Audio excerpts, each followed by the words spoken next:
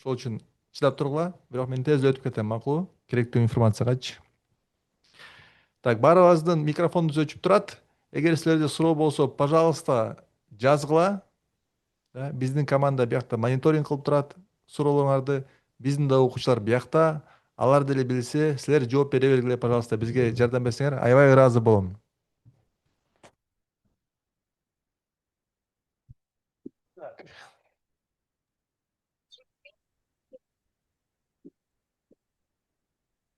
Так. Ассаламу алейкум агай, кандайсыз? Саламатсызбы, жакшы. Саламатсызбы? Баягы окуп бүткөндөн кийин ошол программаларды жасай турган сайт баарысы толук бекерби, э? Мен азыр презентацияны баштап атам. Айына төлөмдөр Кимдер? жүргүзүлбөйбү эч кандай? Ким мониторинг кылып атат микрофондорду?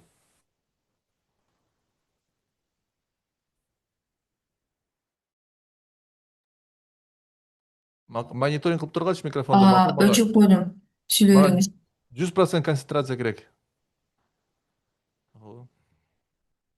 Суроолор болсо, пожалуйста, жазгыла, кечирип койгула. Бизде азыр 200 адам кирет. Мен суроолорго жооп бере албайм. Мага 100% концентрация керек. Так, саламатсыздар, урматтуу окуучулар. Аябай кубанычтамын баарыңыздарды көргөнү. Так, бизде бүгүн AI имам конокто. Жакында же уже кошулган. Бирок кыскача мен өзүнчө бир кызыктуу, пайдалуу информация берип кетейин силерге. Да. Так.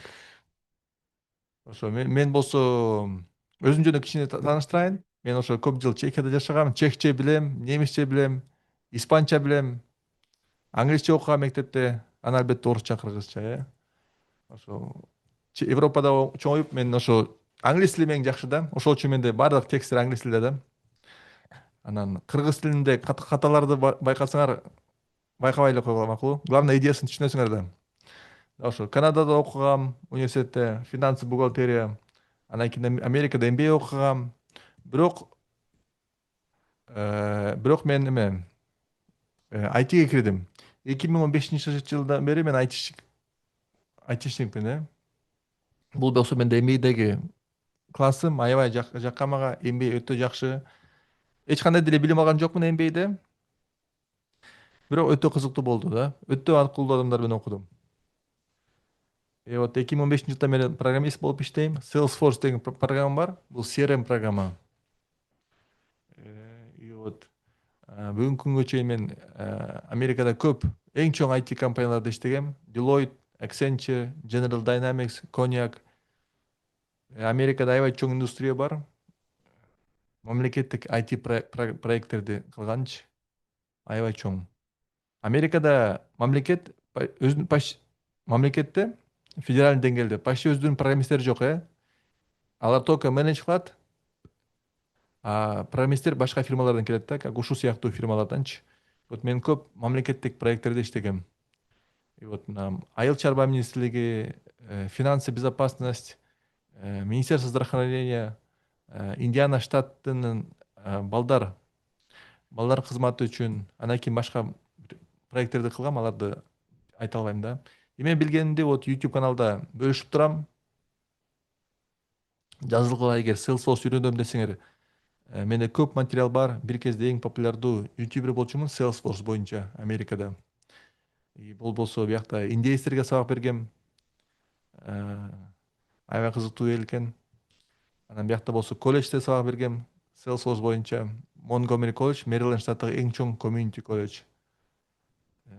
Анан бул болсо менде 2019-жылдан бери туруктуу программа бар. 0дон Salesforce жумушка чейин балдарга окуттум да, 5 айлык программа. Америкада биринчи ушундай Salesforce программа.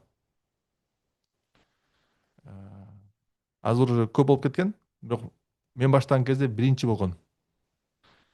Окуучуларым дүйнөнүн бардык жагынан. Азыр болсо 500дөн ашык бүтүрүүчүсү бар. Япония, Корея, Россияда болчу. Окуучуларым Чехия, Германия, почти көбүнчө эле өнүккөн мамлекеттерде бар окуучуларым. Бул болсо мен Salesforce конференцияда презентация кылган Вашингтондо 2022-жылы. Көп адам келген, аябайчы. Бул болсо Флоридада презентация. Жакында эле Кореяга бардым, аякта болсо өтө кызыктуу презентация болду. Вот Өтө кызыктуу презентация болду. Себеби биринчи жолу ушундай чоң презентация кылдым Кореяда. Анан башында мен бирге кылдым презентацияны. Биринчи жолу ушу психология жөнүндө уктум. Кызыктуу экен. Ошол үчүн аялдар көп да. Аялдар психологияны жакшы көрөт го. Эркектер менин IT боюнча билимиме келди. Так что мындай кызыктуу микс болду. Балким якта ушул презентация келгендер барбы? Кореядан катышкандар барбы? Мага Корея аябай жакты. AI мамлекет. Баса дүйнөдө көп чиптер ошо Кореядан чыгат экен. Samsung компания, SK компания деген. И вот көп билгендеримди биз YouTube, Udemy'ге чыгарып атабыз. Udemy'ни колдонгондор барбы? Udemy аябай жакшы. Кимиңер IT билим алам десеңер, Udemy эң жакшы ресурс. $10, $20 өтө сонун курстарды алсаңар болот. Бизде 6 курс бар. Мен ойлойм Кыргызстандан эң көп Udemy курс менде. Биздин командада. Бектур деген окуучубуз 2 курс жасаган, Айжан 1, Айжан 2-ни, түркчө Salesforce курсуна мен. Ушунун баарында тең мен соавтормун. Так. Бүгүнкү презентацияда эмнеге силерге көрсөткүм келип атат?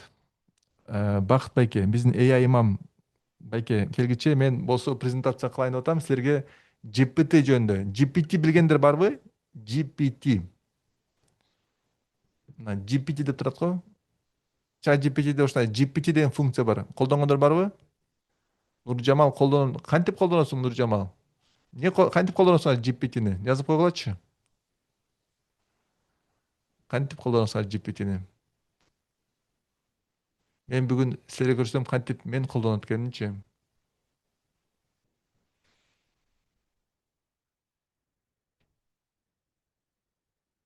Чат GPT эмес, GPT.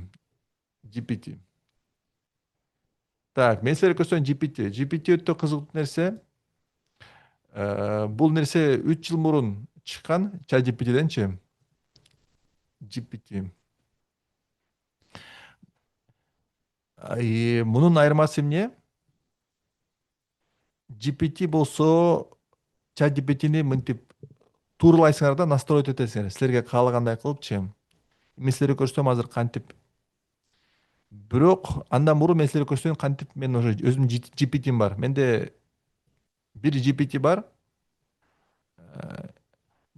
Муну аябай көп колдоном. Почти күнүгө мен колдоном да, аябай жагат. Аябай мага көп убактымды үнөмдөйт. Ушул GPT мага Инстаграмда видеолордун баардык тексттерин ушул жазат да. Мен видео тартам. Андан кийин мен видеодогу оюмду диктовать этип айтып берем GPT-ге. Ал болсо козотуп вирусный кылып текст жазат да. Мисалы карагыла. Мен обычно диктовать этем да. Азыр силерге көрсөтөм кантип диктовать этем. Диктовать эткен аябай жакшы эмегечи, чат GPT'ге себеби тезирээк сүйлөйбүз да жазганданчы. Мисалы мен азыр презентация кылып атам го силерге GPT жөнүндө. Мен айтып берейин, ушуну презентация кылдым, ошо жөнүндө видео тарттым деп айтып берейин, Так. I created a video about the value of using GPTs. It is a great feature. It helps me a lot, saves me a lot of time. Ушундай эле кыска эле идеяны бердим. Англисче бердим, Ушуну берсем, бул азыр Instagram текст кылып муну козутуп берет.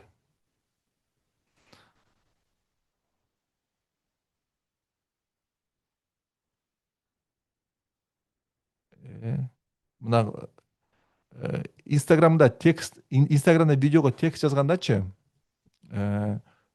өтө кызыктуу кылып жазыш керек да, видеого текстичи. Биринчи линияны билесиңер эмне деп айтат? Биринчи линияны уну хук дейт. Сразу кызыктуу кылып кармап калыш керек да, адамдын көңүлүнчү. Ошол үчүн ушул текст сразу кызыктуу кылып жазат. Да. Андан кийин дагы калганында кызыктуу кылып, аз маз эмочи кошот, аягында дайыма сурамжылоо кошот. Көрдүңөрбү? Так что байкасаңар мен англисче эле айттым. Жөн эле мынтип идеяны айтсам эле, өзү ушинтип уже эмоджи кошуп, хук кылып, сурамжылоо кылып кыргызча кылып койду да. Мен сураган жокмун кыргызча жаз, эме сурамжылоо кыл, хук күчтүү болсун, эможи кылсын депчи. Өзү баарын кылып койду. Эмне үчүн ушунун баарын кылып койду? Себеби мен GPT кылгам да. Так что GPT өтө пайдалуу, себеби бир эле функцияны э, эме кыла берсеңер, бул уже принастроено да. Эгер мен карагыла, мен ушул эле текстти алыпчы, жөн эле чат GPTге берсем, мына эгер жөн эле бул текстти алып чат GPTге стандартын эле берсем,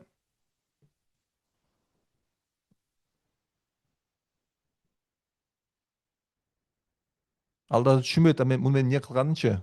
Да жөн эле кайталап эле койду менин айтканымды. Көрдүңөрбү? Ал билген жок, рил үчүн эмне кылыш керек депчи.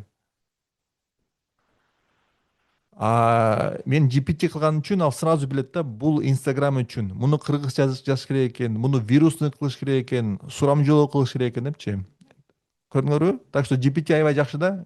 Мен муну бияка айтсам болот, мына муну кыргызча кыл, бул Инстаграм үчүн деп настраивать кайра суроо айтып туураласам болот да, бирок буга бир 10-15 мүнөт кетип калышы мүмкүн. Да. А мен уже принастроенный кылып койгондон кийин ал уже сразу билет эмне кылыш керек экенчи. Ошол үчүн GPT аябай жакшы да. Мен силерге азыр көрсөтөйүн кантип GPT жасаганы. GPT жасаганы өтө оңой. Мына бияка басабыз, мына more деп турат го. Муну басып GPT деген опция бар. GPT-ни басабыз. Анан кийин жерде create деген кнопканы басабыз. И биякта өзүң настраивать этсең болот, атыны, тини, мунучу. Бирок анан оңойраак лучше мына create деген кнопканы басып, берге айтып койсоңор эмне керек экенчи. Менде уже текст даяр. Мен айтып атам, мына бул GPT вирусный текст жазсын Instagram Reel үчүн. Текст кыргызча болуш керек. Себеби менин видеолорум кыргызча. И дайыма текстке вирусный сурамжылоо кош. 3 опция менен. Да. И текстте көп эмоджи болсун.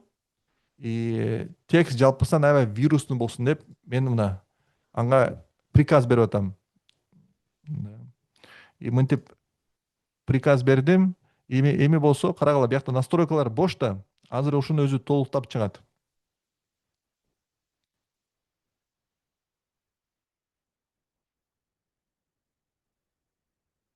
Көрдүңөрбү, толуктап койду. Мен уже команда бердим.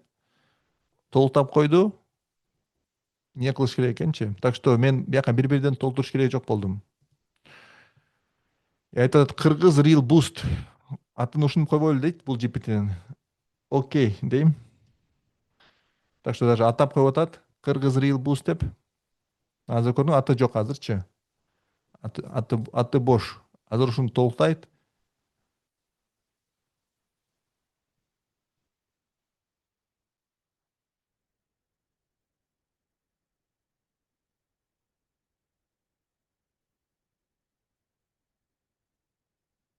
Атын толуктады, көрдүңбү? Кыргыз Real Boost деп чыгып калды. Эми болсо сүрөт жасайт. Мунга сүрөт жасап атат. Меникинде көрдүңөрбү? Сүрөтү бар эле. Так, менин GPT'нин сүрөтү кандай эле? Менин сүрөтүм. Менин GPT-мде сүрөтүмдү эле кошуп койгом. Мунга бир иконка жасайт азырчы. Азыр карагыла, бош азыр, Азыр ушул жерге сүрөт чыгып калат.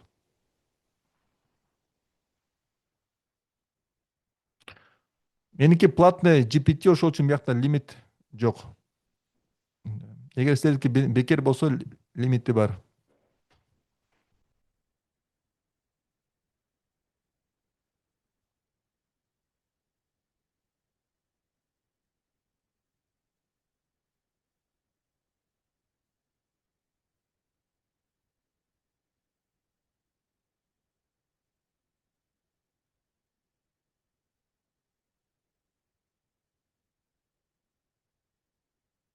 Так, азыр күтүп туралы. Сүрөт жасап атат. Тезирээк жасаш керек болчу. Билбейм эмнеге көбүрөөк убакыт кетет. Кайталап коеюнчу. Generate picture for GPT. Что-то бузулуп калды. Так, эмнегедир токтоп калды. Давайте кайра баштайбыз. Кайра силерге анда жакшы болот. Көрөсүңөр, мына инструкция бердим. Мына чат GPT'нин ичинде эле мына more деп турат го. Бул жерде мына more GPT деп киресиңер. Анан бул жерде плюсту бассаңар, анда GPT жасап баштайсыңар, да. Так что силер ойлоп тургула азыр силерге кандай GPT керек экен?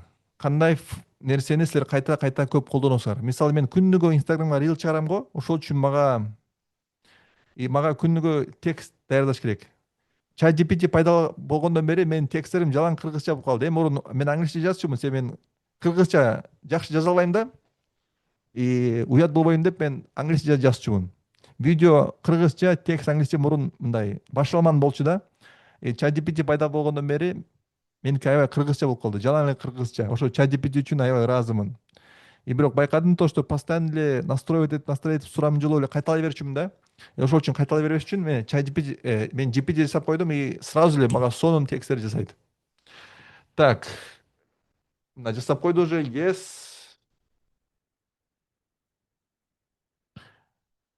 Yes. Мына атыны коюш керек.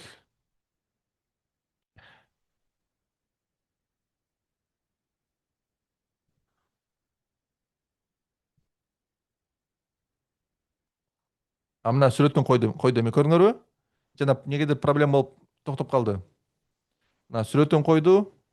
Эми create кнопканы бассам сактап атат мунучу.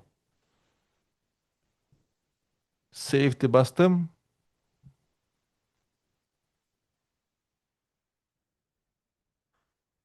Мына ссылкасы бар. Эми силерге ссылкасын жөнөтүп атам. Силер эми ушу GPT-ни колдонсоңор болот.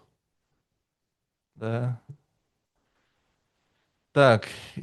И баса кааласам мен ушул GPT-ни эмеге да чыгарсам болот. GPT дүкөн бар да, башка адамдар деле жасашат ошо GPT-лерди. И GPT Store бар. Так, мына GPT Store ошол жака деле чыгарсам болот. Категория тандайм, Research Analysis. И теперь эми адамдар сатып алып, бул как жана App Store бар го, же Play Store. Ошондой GPT-лердин да Play Store бар. Ошол жактан адамдар тапса болот эмичи. Так, эми текшерели. Так, эми текшерели. Мына так, ссылканы так, муну жабайын. Менин GPT-леримди GPTs, My GPTs. Мына жаңы жасадык го, мына GPT ачылды. Эми бияка текст көрүңөрбү? Бай Сейдбек Усманов болуп калды. Кыргыз Real Caption Pro. Мынтип жөн эле текст бердим. И сразу вирусный описание жасап атат да. Чат GPT өзүнүн GPT-ни түзүп көрдүң беле депчи. Сразу көңүлдү кармай турган хук. Да. Барыңар тең Инстаграмга чыкканда ушундай хук керек да. Адамдын көңүлүн кармап калгандай. Карагыла, аябай кызыктуу кылды. Көптөр чат GPT'ни жөн эле суроо жооп үчүн колдонот. Бирок анын ичинде өзүңө ылайыкташкан GPT'ни түзсө болот. Билсең оюң өзгөрөт. Кызыктуу жазып атат, Супер. Эми Инстаграмга видеомду даяр. Эми ушуну алып эле видеонун астына чаптап эле чыгарам. Түшүндүңөрбү? GPT кандай экенчи. Так что эми силерге суроо. Силер кандай GPT жасамаксыңар? Кандай силерге GPT керек? Комментарий жазсаңар, мен үчүн өтө кызыктуу силердин оюңарды билгени. Силердин жашооңорду жеңилдетип турган GPT болуш керек да.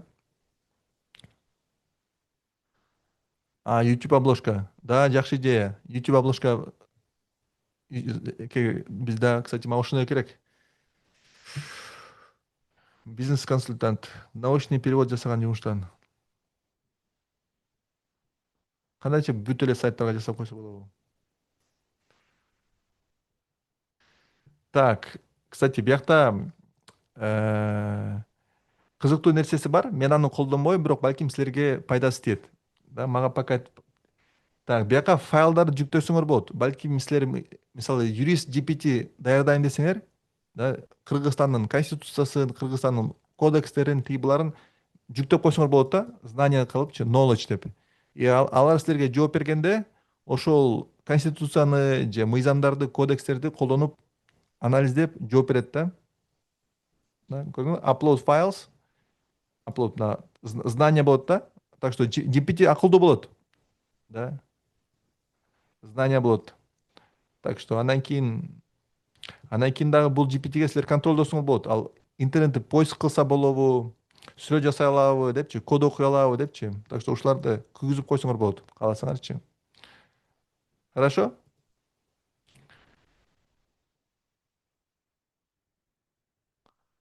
Консультант катары, да, да. Так что ушу GPT нерсе аябай жакшы. Мен аябай көп колдоном, и мага көп убактымды үнөмдөйт. Хорошо?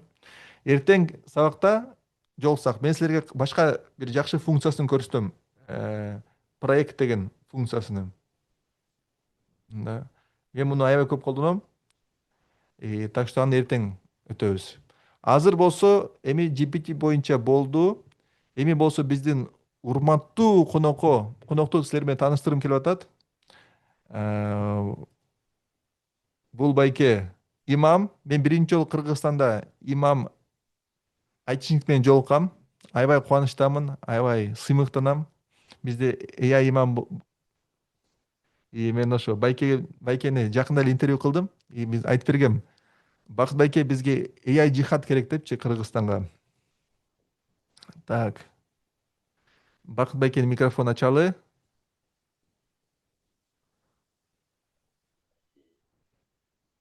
Саламатсыздарбы, Сейитбек мырза? Саламатсыздарбы, урматтуу видео катышуучулар?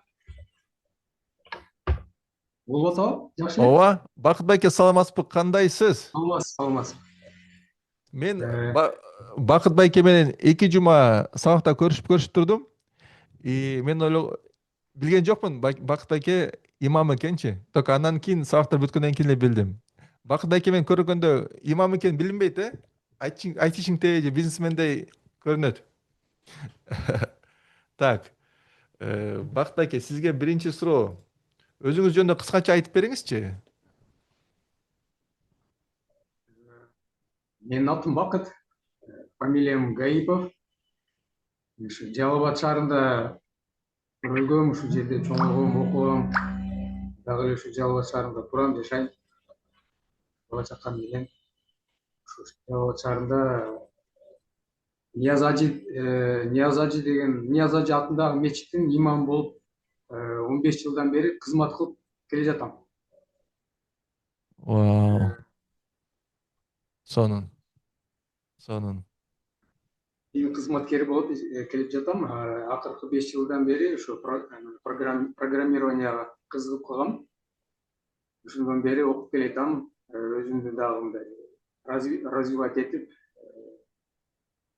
билгендеримди дагы мындан ары дагы күчөтүп атам да. Супер. Бакыт байке, Өзүм 51 жаштамын. 75-жылкымын. Вау. Да, фантастика. Бакыт байке 51 жашта имам IT. Вообще Бакыт байке, көп адамдар вот уже 40тан кийин ойлошот да, мен улуумун, IT менен алектенген эмесмин, үйрөнө аламбы, күчүмөн жетеби, AI татаал эмеспи депчи. Силер ошолорго эмне деп айтмаксыз? Эч кандай AI'ды ушу компьютер жаңы технологияны үйрөнүп атканда, окуп атканда эч кандай мындай мен жашмын же мен картайып калдым, мындай башым иштебей калат деген нерсе андай жок. Андай маселе болбош керек, андай маселе жок. Себеби жаш болсоң деле үйрөнсөң боло берет. Жашың өтүп кеткенден кийин деле не поздно, анда деле окуса боло берет. Эч кандай коркунуч болбош керек. Өзүңөрдү мындай өзүңөр үчүн мен мынча жаштамын, жеттимин, уят, мындай же башым иштебей калат деген тоскоолчулук өзүңөр үчүн пайда болбош керек. Окуш керек, бемар. Тура. Мен ойлойм ошол үчүн Бакыт байке аябай жаш көрүнөт. Себеби тынбай окуп жүрөт да, тынбай иштейт, өзүнү дайыма апгрейд кылат да. Карасаңыз Бакыт байке жапжаш көрүнөт. 51 жашта деп ким айтат Бакыт байкеничи? Да, как японецтердей. Апарык, жапжаш, чачы кыска. Э, Так. э, Сиз биздин программаны 1 ай мурун бүттүңүз, кажется, Бакыт байке. И вот жакында эле да, вот май айында. И эсиңиздеби, сиз биздин программаны башта электе бир коркунучтар бар беле? Вот AI мен окуй аламбы, же башка бир коркунучтар бар беле сизде? Бир аз бар эле, кандай десем, аны кооптонуу деле эмес, мен өзүмдү уверен болуп жүрө берипмин, ошо вайп кодингди мен билем деп. Карасам мен мындай башка эле жолдо эле жүрө берипмин да. Вайп кодингди сиздин курсуңуздан кийин аны түшүнүп калып атпаймынбы?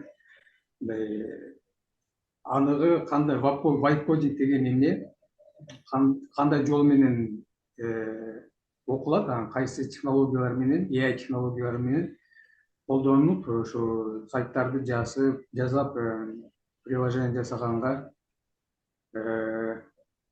ошондой бир ой болгон менде. Мен себеби өзүмдү уверен болуп, мен билем деп жүргөн экен да. Карасам мен вайп кодинг билбей эле жүрө бердим. Анан программалда кантип оюңуз алмашты? Ошо AI боюнча, вайп кодинг боюнча. Вайп кодингдин эң негизги максаты бул убакыт. Себеби бир приложенияны мен мурда өзүм код аркылуу жазып отургучам, бир мисалы навигацияны жазгычам, главный страницаларды жазгычам бир күн өтүп кетет эле. Өзү эле бир страницаны анын анын эмелерине коюш керек, размерлерини, контейнерин чыгарыш керек, бүт эмеси бар да, расчетторучу. Аларды жасап бүтсөң бир күн өтүп кетет. Вайп кодингде бир күндө бир приложение жазып койсоң болот. Бир промпт менен эле. Көрдүңүздөр кандай бир мындай чоң разница болуп атпайбы, чоң айырма болот. Бир приложенияны мен бир 15 күндө жасасам, вайп кодинг менен AI технологиясы менен бир күндө, максимум 2-3 күндө жасап койсом. Да. Так что бир 10 эсе, 20 эсе тезирээк болуп атат, Аябай сонун.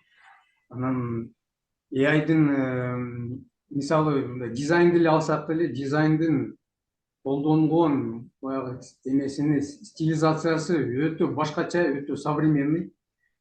Мисалы мен жөнөкөй эле CSS же дагы башка стилизацияны колдонсом, айырма чоң болот. AIдин өз стилизациясы башкача. Мындай өтө сонун болот да, өтө кооз болуп калат. Да, туура. Жакында Бакыт байкенин проекттерин көрөбүз. Бакыт байке кирешеге окуу маалда эле чыкты. И вот Бакыт байке жакында бизге көрсөтөт проекттеринчи, так что кое тургула, эгер ошол суроолоңор болсочу. Так, кийинки болсо.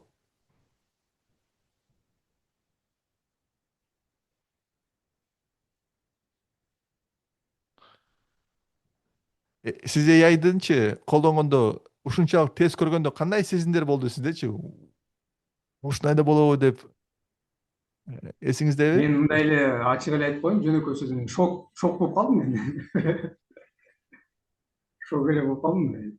Да. Аябай тез, аябай мындай өтө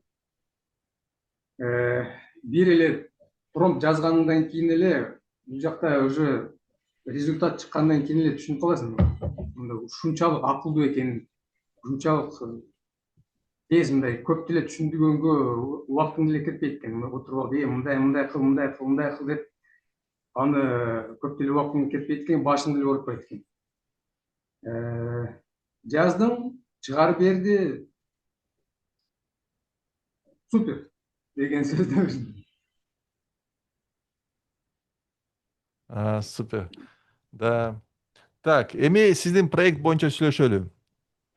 Бакыт байке сабак маалында Кыргызстандын атактуу мектептеринин биринен проект алды $500. Оксфорд School дегенде. Мен Кыргызстанда көп жылдан бери жашаган эмесмин, бирок даже мен Америкадан укканмын ошол мектеп жөнүндөчү. Бакыт байке ошол проект жөнүндө айтып берсеңиз, кантип таптыңыз, канча суммага, проект жакшы өттүбү, ыраазы болдубу клиент? Тапканымы мен досум таап берди. Ошондо сиздин курсуңузда эми бир задание бар эле, тапшырма бар эле. Ошо өзүңөр клиент тапканга аракет кылгыла деп, эми кийинки сабакка бир клиент болсо дагы тапканга аракет кылгыла дегенсиз. Ошондо мындай уялбай, тартынбай, өзүңөрдү айтып предлагать эле эте бергиле деген сөз болгон сизде. Ошондо биз дагы эми биз айтып жүргөндөй, биз мына кыргыздар уялабыз да. Уялып эле жүрө беребиз да, дагы эле уялып жүрөбүз да. Анан ошо кой эми уялбай эле коеюнчу, мен дагы өзүмдү бир, мен билем, өзүмдү уверен. Ошондо өзүмдү бир мактап коеюнчу деп анан досторго айтып баштадым да. Биринчи эми кимге айтам? Досторго айтам. Анан ошондо ошолордун арасында бир досум айтып калды. Туруп ошондо Оксфорд мектепке бир сайт жасап бербейсиңби, как раз эфир калыптыр деген. Мындай эле ошентип эле анан созвон кылдык. Мага ссылканы беришти. Как раз эскирип калыптыр, действительно. Бир 10 жылдан ашык жасалган сайт экен, ошол бойдон алмашкан эмес экен да. Анан ошондо өзүбүздү мындай кичине беседа кылып туруп эле, анан ошо AI'дын жардамы менен эле бир күндө эле жасап койгом. Бир күндө эле жасап берип туруп, анан кайрадан жөнөткөм ссылканы. Муну көрүп коюңуздар депчи. Первоначальный кандай болот? Дагы кичине корректировкалар болгон. Мындай жерде мындай кылып бериңиз, мына жерде мындай кылып бериңиз дегенден кийин эле дагы кылып бердим. Ошондо бир күндөн ашыгыраак эле кетти. Ошону анан мектептин менеджерине жакты. Жаккандан кийин ошо биздин президентибиз келет жакында, ошого презентация кылабыз. Анан жакында чоң презентация болот деп неме кылышкан. Жаккан бирок алып калышкан ошо сайтты. Ошондо $500 сүйлөшкөнбүз. Супер, супер. Бакыт байке азаматсыз. Башка дагы кандай проекттериңиз бар? Кайсысын бир көрсөтө аласызбы? Кандай проекттерди курдуңуз же кайсы проекттерди куруп атасыз? Көрсөтүп коюңузчу, пожалуйста. Бар, менде азыр улуттук инвестициялык фонддун кече жакында мына жума күнү акыркы эмесини дизайнды сүйлөштүк, анан мен жасап бердим. Аларга дагы одобрение жөнөттүм. Азыр ошону көрсөтүп берсем силерге. Сонун болот. Билесиңерби, бизде Кыргызстанда улуттук инвестициондук фонд бар. Кыргыз National Investment Fund. Так. Көрүнүп атабы? Мына ушул азыр башкы бет, главный. Мындай кылып кастомный курсор жасап бердим. Кружочек көрүнөбү? Аркасынан чуркап жүрөт. Анан мындай навигацияга мындай келгенде чоңойтуп берет, зум кылып берет.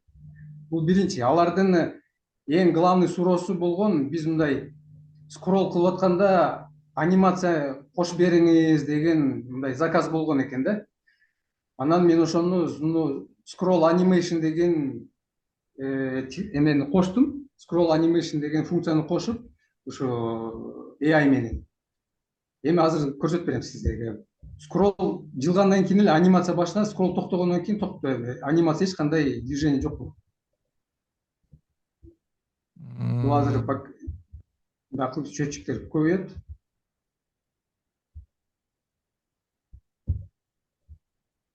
Бул жерде эмелерди, указдарын чыгат, фонд, мындай кылып күнтөрдүн сүрөтүн кой бересизби деген суроо да болду. Анан биздин гэстердин сүрөтүн кой бересизби деген суроо болду. Малый средний бизнесте мындай сколдун бир жээгине ушинтип тартыла бердик. Ушундай барбы Кыргызстанда? Бул Кыргызстанданбы? Жок, мен эми ушундай болот деген, келечекте деген ой менен кой берип атпаймынбы? Сонун.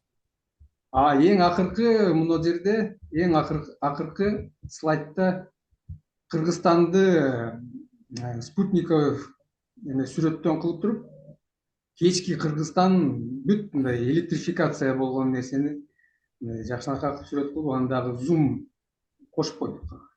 Партнерлорду кошулуп атат. Анан новости деген, контакты. Анан эң акырындагы ушу эмеге футерге түшүп туруп, кайрадан ичиндеги тоолорду көрүп атасыздар да. Кайрадан мындай аркага жылып турат эмелер дагычы. Тоолор.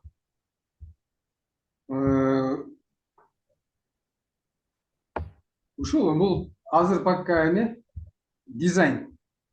Бүгүн эртең алар жообун берет экен, анан ушул жерде ичинде контенттер толтуруп беребиз да, анан кийинки этапын ичиндегилерди бүт контент менен толтуруш керек экен. Навигациялар иштейт баары. Келиңиз баарыбыз кол чап коелу. Өтө кооз экен дизайн, как Apple'дын дүкөнүн, Apple'дын вебсайтында экен да. Биякта реакциялар бар, кол чап коелу, урматтуу достор. Бизде ушундай кыйын имамдар бар Кыргызстанда. Сыймыктаналы. Рахмат. Биринчи проект, азыркы эң мындай свежий проект ушул. Азыр ушуну мен жасап берип атам. Бүгүн эртең жооп беребиз деди. Анан кийинки дагы ичинде дагы өтө турган вкладкалар болот. Аларга ичине кирип дагы сүрөттөрдү кошобуз, информацияларды кошобуз, ушинтип көбөйүп кетет. Анан чоң сайт болуп кетет. Өзү акырында, өзү негизинен сложный, много структурированный сайт болот экен да, бул негизиненчи. Ушундай. Супер. Азыр дагы экинчи приложением бар, аны өзүм жасадым. Өзүм үчүн. Көрсөтүп берсем болобу? Да, көрөлү, кызыктуу. Келиңиз. Бул жерде азыр мына көрүп атасыздар, бул жерде мен дашборд, административный панель жасадым. Кандай жасадым мен? Мен муну жасадым AI'дын негизинде LLM системасын кошуп туруп, промптту ушу бэкэндтин ичине киргизип, LLM API ключтөрдү алып алып туруп, анан бэкэндтин ичине жазгам. Ошондо бул автоматически AI өзү мага мындай вакансиялар таап бере турган бир приложение жасадым. Ар бир 10 мүнөттө өзү мына жерде очередке коюп алмаштырып берет мага. Мисалы, процентовкасы бар, мисалы мына жерде 85% деген. Мен профилиме жараша, мисалы мына senior independent AI engineer деген жаңы вакансия бар экен. Аны бул жерде AI анализ бар, өзү айтып берет. Бул кандай вакансия, кандай кемчиликтер бар. Анан дагы сопроводительный письмо өзү кошуп берет, cover letter. Автоматически бүт өзү жасайт. Мен даже письмону жасабам, англисчеде өзү жасап берип атат. Өзү жазып, аны деле просто копировать этип туруп эле, анан могу жерге ушу сайтка өтүп эле, ушу вакансиянын эмеси ачылды. Сайтка өтүп туруп эле ушул жерден дальше письмолорду жөнөтүп, application кылса болот да.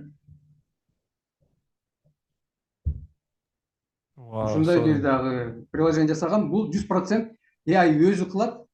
Автоматташтырылган приложение. Мен бул жерде өзүм эч нерсе кылбайм. Азыр только мына кнопкаларды басып эле отурам. Анан обновление кылып берем. Обновлениеде дагы жаңы лидтер кошулуп калат. Жаңы вакансиялар. Өзү загрузка кылат, мына жерде загрузка лидер. Ушинтип өзү мага таап бере берет. Анан дагы выгрузка болгонду бул жерде көрсөтүп берет. Анан кийин дагы очередти мынчада дагы кезекте бар деп өзү жазып берет. ушундай бир кызыктуу приложение жасадым деп ойлоп атам. Анан мен бул приложение жасаган максатым AIдин жардамы менен автоматизация кылсам болобу деген максат менен өзүм жасагам. Мына өзүңүздөр карап көрүп атасыздар, бул 100% ишке ашты. Бул жерде 100% AI өзү анализдеп өзү бүт таап берип атат да мангачы. Өзү жооп берет. Ушундай. Бакыт байке, Кыскача ушундай. биякта суроо. Вот сиз мурун 5 жылдан бери IT окуп келатасыз да?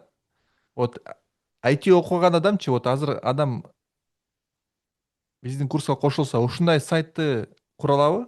AIды эле колдонупчу. IT билбей эле. Мен азыр мына силерге 2 сайтты көрсөттүм го. Мен бул жерде бир да код жазбадым, бир дагы код ачпадым менчи. Мындай кодду ачып, мындай мурдагыдай чукуп отуруп, андай мен башым оорубады. Мен только AI менен жаздым муну. Ушун бир да код жазбадым. Бүт ушу AIдин технологиясы менен курдум. Да. Публикациясы дагы ошол жерде. Кнопканы бастың, публикация өзү болот, ссылканы өзү берет, өзү жүктөп берет. Кааласаң ссылканы рассылка кылып туруп бөлүшсөң болот. Кааласаң өзүңө бир жаңы вкладканы өзүң текшерип алсаң болот. Мен бир да код жазбадым. Мына өзүңүздөргө пример аркылуу көрсөтөм. Да. Ошол үчүн достор, урматтуу достор, Бакыт байке программирование билет, бирок ал билимин колдонбойт. Да. Ал билими уже пайдасыз болуп калды, себеби уже AI баарын кылып атат. Да, AI өтө акылдуу болуп атат да. Да. Балким бир күнү пайдасы тиет, бирок AI баарыны кылып атат да. Мен деле программистмин, менде 10 жыл тажрыйбам бар. Бирок мен дагы вот вебсайттарды курганда уже карабайм коддучу, иштеп атабы, болду да. Иштебей жатса айтасың, түшүндүрөсүң, ал кайра иштетип коет анычы. Ошол үчүн Мырза, ошо сиз айтканыңыздан кийин деле мен карабай койдум кодтучу. да, карабай койдуңузбу? Нормально, иштеп атат да. Нормально, өтө сонун, өтө сонун. Баягы кыжалатчылык жок болуп кетти менде. Достор, мына мен силер жаңы башталса баарыбыз тең болуп калдык. AI үчүнчү. Да, баарыбыз тең болуп калдык. Мына Бакыт байке жаңыда баштап аткан баарыбыз тең болуп калдык. AIдын ошонусу кооз да, баарын тең демократия кылып салды. Мурун программистпиз, мынтип крутойбуз, код окуй алам деп өзүбүз крутой деп сезчүбүз го, азыр уже баарыбыз теңбиз. Да. Азыр AI баарыбызды тең кылып койду. Ошол үчүн ойломогула, мен программирование окуган эмесмин, менде түшүнбөймү, кыйналып кала алаймбы, жок. Биякта эмне преимущество бар, эгер Бакыт байке бир индустрияны жакшы билсе. Да, вот анда ошол индустриянын билимини жакшылап AIга түшүндүрө алат да. Мага ушундай сайт керек, мына мен жумушка тапшырып атам, мага жумуш тапшырыш үчүн ушундай керек деп, ушинтип өзүндө видение болсо, ушинтип жакшыраак түшүндүрүп, жакшы кура алат да. Да, вот IT билими мындай преимущество бербейт ангачы, Бакыт байкеге. Так, рахмат Бакыт байке, проекттериңизге өтө кооз, өтө сонун вебсайт. Да, фантастика. Так, менде акыркы суроолор бар сизге, Бакыт байке. Биринчиси болсо, сиздин оюңузча биздин AI программа кимдер үчүн эң пайдалуу? Менин оюмча, сиздин AI программаңыз баардык үчүн. Ал үчүн. Себеби бизде, эсиңизде бар болсо керек, биздин курсубузда 13 жашка чыккан жаш бала окуган го. Да. Атын унутуп калдым. Нурзаман болду, э? Нурзаман. Өзү Баткенден дагы болгондо да алыс жактан экен. Айылдан отурган, э? Айылдан отуруп ошо курста окуган да биз мененчи. Анан аябай кооз сонун нерселер жасап көрсөтүп берет бизгечи. Ошон үчүн бул жерде мындай жаш бала болосуңбу, домохозяйка болосуңбу, бизнесмен болосуңбу, мындай мамлекеттин ишинде иштейсиңби, план окусаңыздар эле болду. Бул жерде тем более эң жакшы нерсе интенсивдүү мындай. Бир ай окубайсың, там 5 ай, 5-6 ай окубайсың. Мисалы, азыр бир IT курска барсаң, жок дегенде 8 ай окуйсуң, 10 000 сом төлөйсүң ал жерде. HTML, CSS, анан JavaScript жеткенде башың иштебей калат. Ал жерден анан таштайсың, ал мен окубай коеюн, мен айтишник эмес экенмин деген ой пайда болуп калат. Да, А бул да, жерде 2 жумада сен уже айтишниктен дагы эч кандай айырмаң жок болот. да, чын, чын. Ооба уже Бакыт байке, сиздин оюңузча аймактарда жашаган же жаңы кесипке өтүүнү каалагандар биздин AI программадан эмне ала алат? Бул жерде мисалы аймактарда жашагандарга мисал айтып кетем. Мисал катары бизде ошо бир эжекебиз, ал өзү мугалим, ал деле ошо Таластын почти граница жакта жашайт экен. Азыр уже отуруп, үйдө эле отуруп 4-5 заказдарды алып, иши сонун болуп кетет. Уланып, сайттарды жасап берип атат, заказдарды алып атат. Кечээ дагы мына Инстаграмды көрдүк. Уже Инстаграмда жакшынакай рилстерди чыгарып, өзүнүн мындай эффекттерди коюп, аябай сонун рекламаларды коюп, азамат ошол эжекебиз аймакта жашайт. Мисалы, Бишкекте эмес, Ошто эмес, мына центральный жакта эмес, алыс жерде эле жашайт. Ишин кылып атат. Бул жерде айырма жок. Да.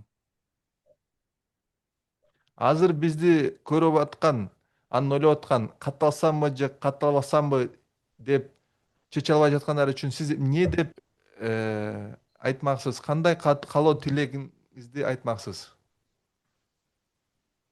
Менин каалоо тилегим, эгерде өзүңөрдүн мындай оюңарда, өзүңөрдүн ниетиңерде, өзүңөрдүн максатыңарда мен өзгөрөйүн, мен дагы бир өзүмдү апгрейд кылайын, мен дагы мындай дагы бир даражага өзүмү көтөрөйүн деген ой болсо, жаңы технологияны үйрөнөйүн, мен дагы мындай заманбап жаңы технологиялар менен колдонуп, мен дагы мындай элден артта калбайын деген оюңар болсо, сөзсүз катталыңыз. Өтө сонун болот. Мен мисалы бир дагы жилет этпедим. Аябай жактым. Мындан нары тем более Сейитбек мырза ар бир сабакка өзү кирип катышат. Анан Сейитбек мырзанын мындай методикасын билесиңер, көрөсүңөр өзүңөр. Анын методикасы мисалы мага аябай жакты. Сиздин методикаңыз өтө жакты, Сейитбек мырза. Сиздин курсуңуздан кийин мен мындай өзүмчө эле бир болуп кеттим да, бир реактивный болуп кеттим да өзүмчө. Кантип? Кандайча реактивный? Мындай кылыш керек деп өзүмчө бир изденип эме кылып атам да, аракеттенип атам Да. да.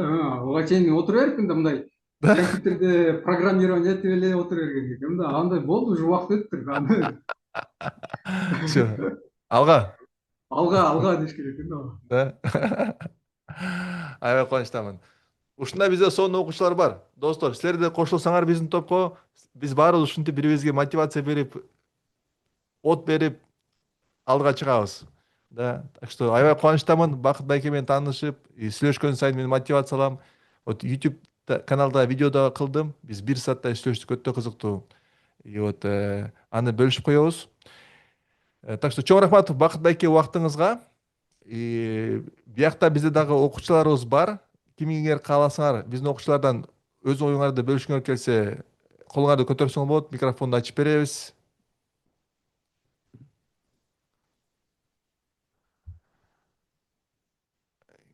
Мен жана көрүп аттым эле биздин окуучуларды. Так, так. Көрүп атам.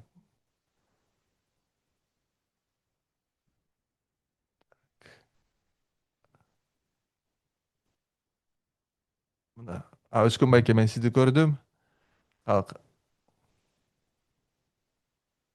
Бизде азыр Беки байке эфирде отурат. Беки байке макул. сүйлөй аласызбы? Келиңиз.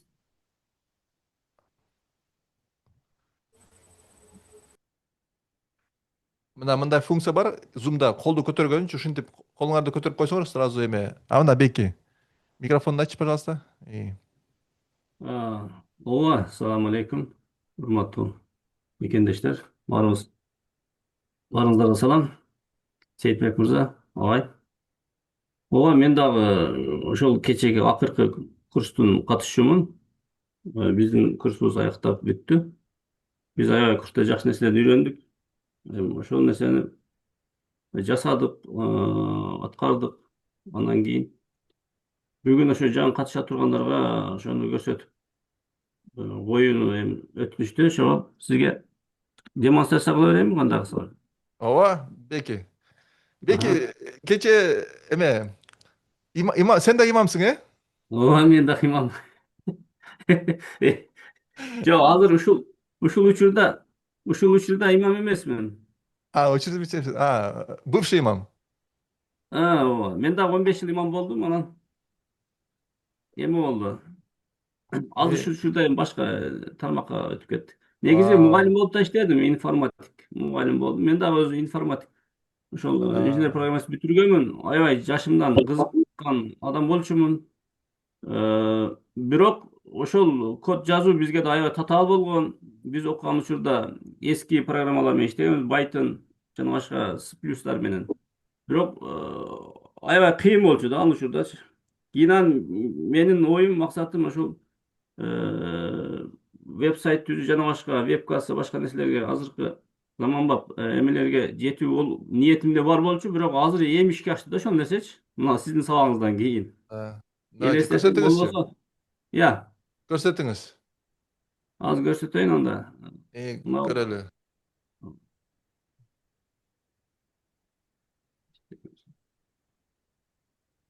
Мына ушул менин эмем көрүнүп атабы?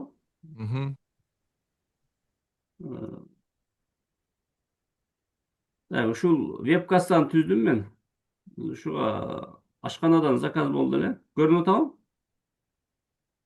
Ооба.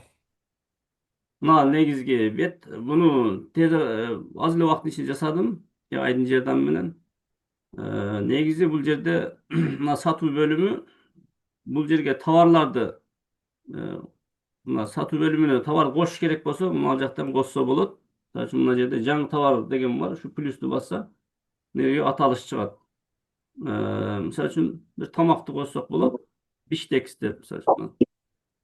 Биштекс деп. Баасын жазып койсок болот. Анан буну тамак ашка кошуп койсок болот. Сактап койсок болот. Ушинтип өзүндө пайда болгон тамактардын тизмегин мына жерге кошсо болот да. Ушунда чыга берет. Анан отчетторду киргиздик.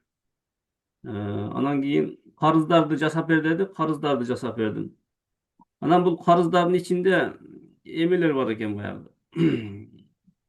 Бир канча түр адамдар болот экен. Мисалы үчүн швейный цехтен келген адамдар карыз болуп тамак ичип кетет экен, сварщик цехтен келип карыз болуп ичип кетишет экен, анан бетон цехтен келип ичип кетишет экен. Ошолорду бөлүп бер деди эле, мындай бөлүп койдум. Анан башка да жамаат кошуш керек болсо мына жерден кошсо болот. Себеби бардыгы аралашып калбасын деди да. Анын карыздары бир папка болуп калыптыр баягы. Жаза берип, анан эски болуп аябай кыйналат экен карыздар жазганга. Ошого биз мына иреттештирип койдук. Анан буну төлөш керек болгондо, мисалы үчүн мына сатуудан мыналарды басканда бияка түшөт. Бул жака түшкөн эме эгер штугун көбөйтүш керек болсо, мына жерден 2 дана же 3 дана көбөйтүп, анан бул жака суммасы түшөт. Анан бул жерден накталбай же карта же карызга берүү. Эгер карызга берүү менен болгон болсо, мына чыгып калат. Анан мына швейный цехтеги адам келген болсо, ошону коебуз дагы. Анан бул жерге атын жазабыз. Ошол жактан келген, мисалы үчүн Абдулла десек. Анан ошону карызга берүүнү басабыз. Ал бул жактан чыгып калат. Карыздардын ичинен. Мына Абдулла деген. Эми бунун историясы мына бул жака жазылат да. Качан кайсы нерсени алды. Бардыгы бияктан көрүнүп калат. Канча сумма. Эгер буну төлөш керек болсо, баарын төлөгөн болсо, баарын төлөгөндө анда мынаны баса баарын төлөйт. Эгерде азыраак сумма төлөсө, анда азыраак сумма төлөсө дагы болот. Эми өзүнүн мүмкүнчүлүгү жараша. Аны дагы иштетсек болот. Бөлүп төлөө менен мисалы үчүн. Калганы калды, 410 сом калды. Анан баарын төлөгөн болсо, анда баарын бассак, баарын төлөнүп калган болот. Егер башка цехтегилер карыз болгон болсо, аны дагы бул жактан көрсөтсөк болот. Анан отчеттор бул жактан көрүнүп турат. Андан сырткары мына сусундуктар кошсок болот, буга таттуулардын, азыктарын жана башка жаңы товарларды кошсок болот. Негизи бул ушундай иштейт. Муну установка кылып эми берем иншалла. Ошого даярдап койдум муну. Ушул бир эле сабакта сиздин немеңизде ушуну үйрөндүк. Анан веб-сайт дагы түзгөнбүз. Аны эми башка эмеде аягына чыга элекпиз. Аны дагы чыгарам, Кудай буюрса. Беки ушул веб-касса уже иштеп атабы? Жакында иштеп баштайбы? Ушул веб-кассаны эми бүгүн эртең орнотуп берем, Кудай буюрса. Анын аппарат өзүнүн баягы ноутбугун алып, дагы башка нерселерин алса, анан ошого барып установка кылып иштетип, көргөзүп, эме ишке киргизип берем, Кудай буюрса. Сонун. Ошондон бери турабыз. Муну канчага саттыңыз? Буну мен өзүм тааныштарыма 15.000 сомго баалашып саттым да. Жакшы. Жөнөкөй эле эме болгон үчүн жөндүрөөк кылып бердим. Канча убакыт кетти ушуну курганы? Негизи буга 2 күн кетип атат, 2 күн. 1-2 күн ичинде жасап койдум. Ай сайын канча төлөйт? Ай сайын сиз эми сүйлөшөбүз, аны барып установка кылып атканда ошону айтышым керек. Себеби буга обслуживание керек болот го дейм. Да, обслуживание керек го. Ооба. Супер. Ошол биздин эмебиз. Бир сабакта аябай тез өнүктүк, жетиштик.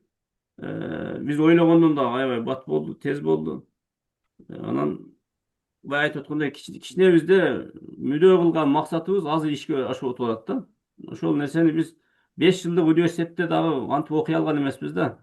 Аябай кыйын болчу ал замандачы. Аябай кыйын болчу. Анан татаал нерселер. Бирок азыркы күндө бул нерсе аябай оңой болуп калыптыр. Аябай заман өнүгүптүр. Бардык нерсени кол астыңда көрүнүп, бардык нерсе турса жасап коюш бат эле экен да. Ошого курска катышкандар Bazı силер да kelepler var. үйрөнүңүздөр. Aldınız mı?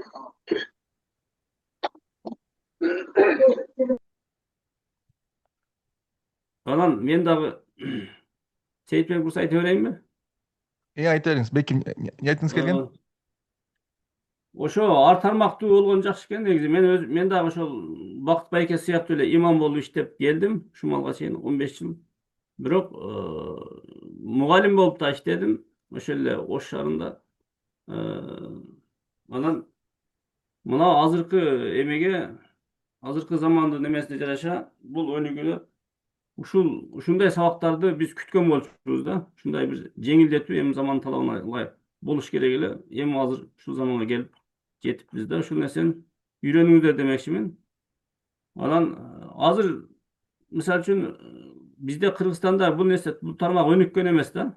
Аябай артта калганбыз көп эмеде. Кайсы бир нерсени издеш керек болсо, Google'га жазышат, ал болсо Лалафа куруп атат экен. Бардык нерсени Лалафодон тапсаң болот да. Лалафонун ичине кирсең, Лалафонун ичи мындай аябай көп маалымат көптүгүнөн каша болуп калыптыр. Ичинде мошенниктер да кирип алган да. Бизге мындай иреттүү бир эме керек да. Сайттар керек. Ар бир компаниянын өз сайты болсо, жакшынакай болуп, элдин бардыгы же Инстаграмда отурат, же Лалафода отурат экен да. Биз ошол нерсени иреттештирип, сайттар жасап, бир эме кылсак жакшы болот эле дейм да оюмда. Элдерге бир жакшы маселесин чечкенге ар бир бизнестин өкүлдөрү өзүнө сайт ачып, эме жасатып иштесе болот. Ошол нерсе өзүнүн баягы жашоосун жеңилдетет да, мен оюмча. Жеңилдетет. Аябай бат, тез, ыкчам, ылдам болот да. Жакшы. Беки экинчи веб-сайтыңыз пока даяр эмес, көрсөткөнчү, баягы 100.000 сомдук деп. Анын эмеси бир сыра эме кылайынбы? Мындай үстүтөн Мүмкүн болсо. ал жөн эле баягы пробный версиясы эле бар мына Google Айда. Ошону көрсөтүп коеюнбу? Давайте. Баары ошо сайт 100.000 сом болуп келди да. Көрөлү кандай болду экен. Көрүнүп атабы? Азыр ачылып атат. Бул завод, темир бетон завод бул каякта? Оштобу же Бишкектеби? Бишкекте. Бишкекте бул ошондой баягындай бетон завод бүт бетондорду чыгарат түрлөрүн. Азыр ошого эми сайт жасаш керек болуптур. Анан ошо менен сүйлөшкөнбүз. Эми аны баштайм акырын иншалла. Просто бул баягы биринчи көрүнүшүн иштеп баштап азыр токтоп турат да. Ошону көрсөтүп коеюн мында сиздерге. Хорошо. Эгер Бекиге сурооңуз болсо жазгыла. Өтө кызыктуу. Сиз канча жыл болду имамдыктан кеткениңизден бери? Мага 1 жыл болду. Антан кеткенден бери. Мына көрүндүбү? Вау, сонун. Ушул негизги эмеси мына кольца, лоток жана башка нерселер чыгара турган завод. Булар нерселери.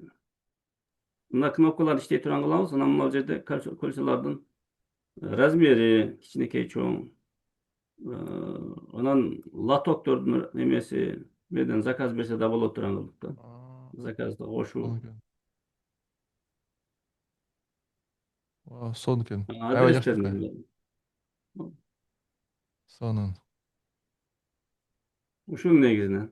Куттуктайм, Беки. 100 000 сомдук проект алдыңыз. Куттуңуз. Рахмат. Азаматсыз. Келиңиз баарыбыз тең кол чаап коелу. Мен аябай сүйүнөм биздин окуучулар кирешеге чыкканда, чоң кирешеге жеткенде, да, бул баарыбыз тең, баарыбызга тең мотивация. И вот. Мына жерден орусчадан кыргызча которуп койсом болот. Анан мына кнопкалардын баарын иштеп, заказ алып, заказ бере турган болот да. Аягына чыгарыш керек. Бул эми башталышы гана дейм. Супер. Чоң рахмат, Беки. Рахмат. Чоң рахмат. Карагыла, бизде кандай имамдар бар Кыргызстанда. Аябай кубанычтамын. Продвинутый AI, IT имамдар бар бизде Кыргызстанда. Так, дагы бизде окуучуларыбыз барбы? Өздөрү айтып бергиси келгендер. Сият жери сизди көрүп атам. Микрофонуңузду ачсаңыз болот.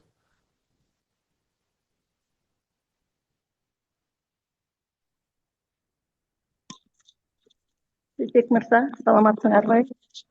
Саламатсызбы, Седачи? Мен өзүм оюм боюнча бөлүшө кетейин. Менин атым Сиядат. Бардык бүгүнкү форумдун катышуучуларына салам айтам. Менин жашым 63-тө. Мен азыр пенсиядамын, бирок мен дагы деле Бишкекте бир мекемеде иштейм, мамлекеттик мекемеде. Мен 8-июндагы курска кошулгам. 2,5 жуманын ичинде 3 веб-сайт түзгөнгө жетиштим. Бул курс абдан жакшы, бул реклама эмес. Мен бүгүн өзүмдүн веб-сайттарымды бөлүшүп көрсөткөнгө мүмкүнчүлүк жок. Анткени кече да бүгүн да мен жумушта болгонумдан телефондон чыгып атам. Бул курсту мен кечкисин саат 10-дон 12-ге чейин 2 жумада чилиден окуп, бүгүн буйруса акыркы сабагыбыз болот. Чындыгында көп жакшы билимдерди алдым. Абдан уже башка вот менин группалаштарым айтып кеткендей эле веб-сайттарды түзгөндү, ал веб-сайтты телефонго как веб-приложение кылып которуп алганды, веб-кассаларды түзгөндү, көп нерселерди үйрөндүм да. Ошон үчүн мен бул реклама катары эмес, ушул жерде катышып аткан форумдун катышуучуларын чакырып кетем. Айрыкча жаштарды өзүңөрдү жакшылап кунт коюп окуп үйрөнсөңөр, көп нерсени үйрөнөсүңөр жана өзүңөргө көп мүмкүнчүлүктөрдү ачып аласыңар. Бул реклама эмес, чындыгында мен өзүмдүн 2 жумалык курста алган билимим үчүн ушунчалык сыймыктанып атам.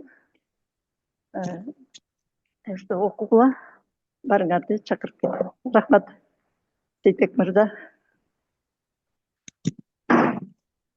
Чоң рахмат, Седачи. Аябай ыраазымын колдооңузга. И вот сиз биздин программага катышканыңызга дагы, да, аябай сиздин жашта баардык сабакка катышып, сонун проекттерди куруп, аябай кубанычтамын. Так что кимиңер улуураак болсоңор, силерде эч кандай шылтоо жок.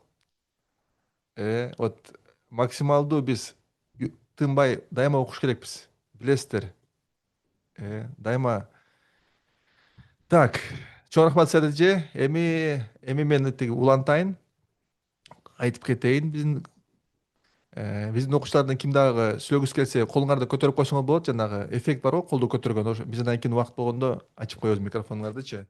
Так что кимиңер Бакыт байкедей болгуңар келсе, мүмкүнчүлүк бар.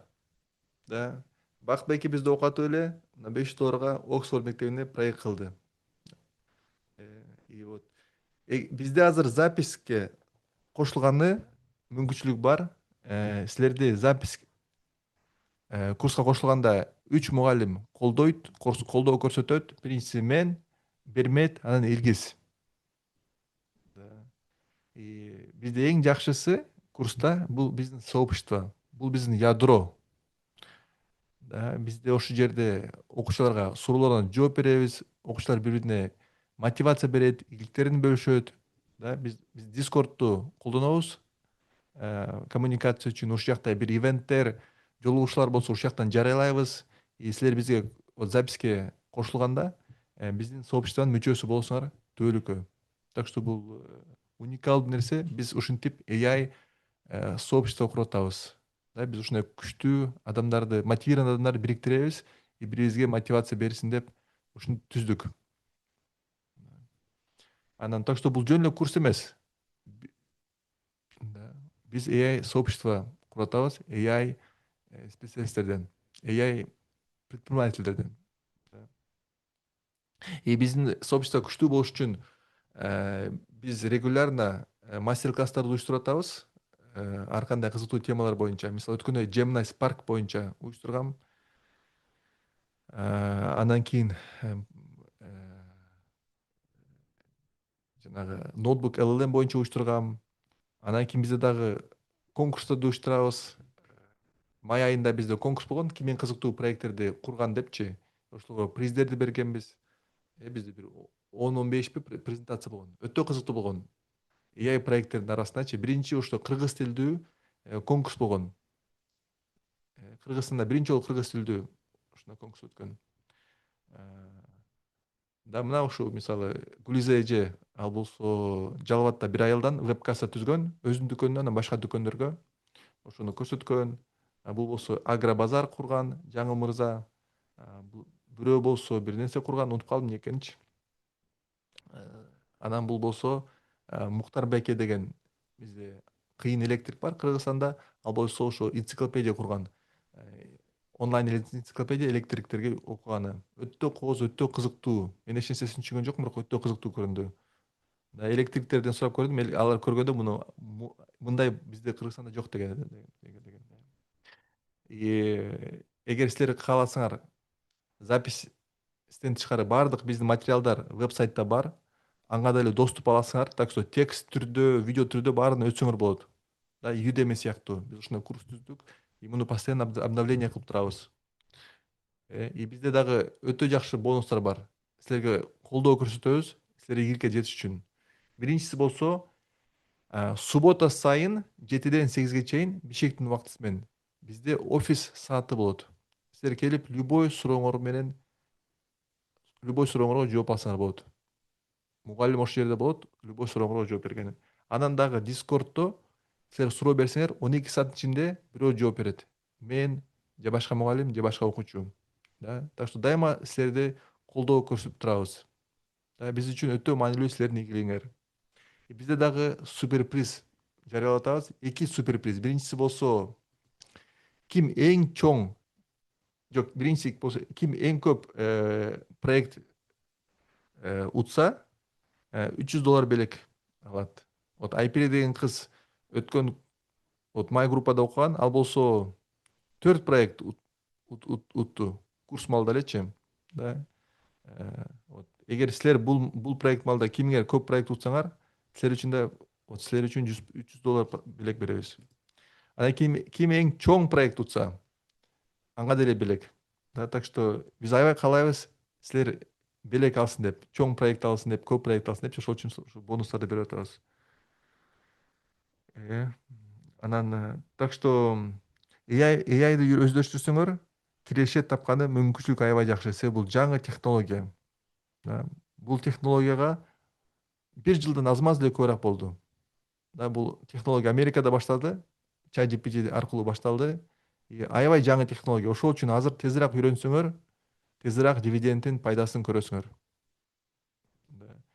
И вот мына жана Беки курс окутуп эле 100 000 сомго проект алды. Бул $1000 көбүрөөк. Вот Бакыт байке $500 проект алды. Өзү бул курсту, запись курсту биз $450 сатабыз. Кечээ биз $250 саттык элек. Андан бери уже убакыт өттү. Бүгүн болсо арзан баа менен да сатабыз.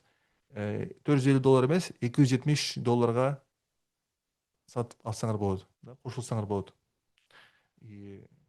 Ким ушул биздин запись курска кошулгусу келсе, телефон номерди таштасаңар Zoom'га биздин менеджерлер силер менен кыска мөөнөттө байланышат. Бул өтө жакшы баа. Өтө жакшы баа. Биз силерге аябай көп колдоо көрсөтөбүз, ийгиликке. Болгондо бир проект алсаңар эле уже 2 эсе, 3 эсе актап коет аракетиңерде. Башка мындай курс билбейм Кыргызстанда. Курс малда эле окуп аткан, үйрөнүп аткан кезде эле уже акча таап баштасаңар болот. Башка мындай курс жок Кыргызстанда. Так что барыңарды тең күтөм. Кечээ бизде өтө көп адам регистрация кылды. Биз андан да көп регистрация каалайбыз. Себеби биз аябай күчтүү, мощный Кыргызстанда AI сообщество кургубуз келет. Так что силердин телефон номерди таштагыла. Сөзсүз коду менен кошкула, макулбу? Эгер силер Кореяда, Германияда болсоңор, ошо Корея же Германиянын кодун кошуп койгула.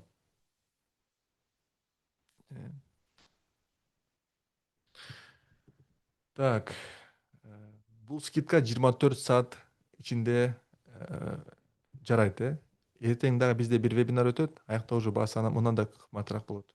Так что бүгүн $270 катталсаңар болот. Бул аябай жакшы баа. Аябай жакшы баа. Бул силердин AI путешествиянын башталышы болот. И ракета катары силер дальше учасыңар. Так, эми суроолорду карайын. Кандай суроолорго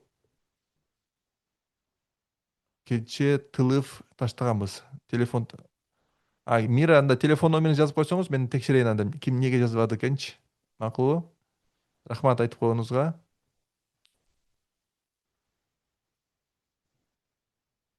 Так.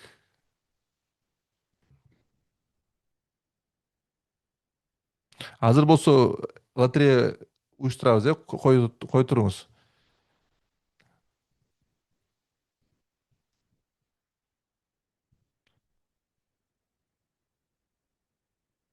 Так, анан бизде башка окуучуларыбыз барбы?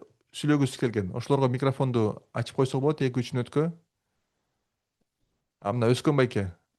Микрофонуңузду ачтым.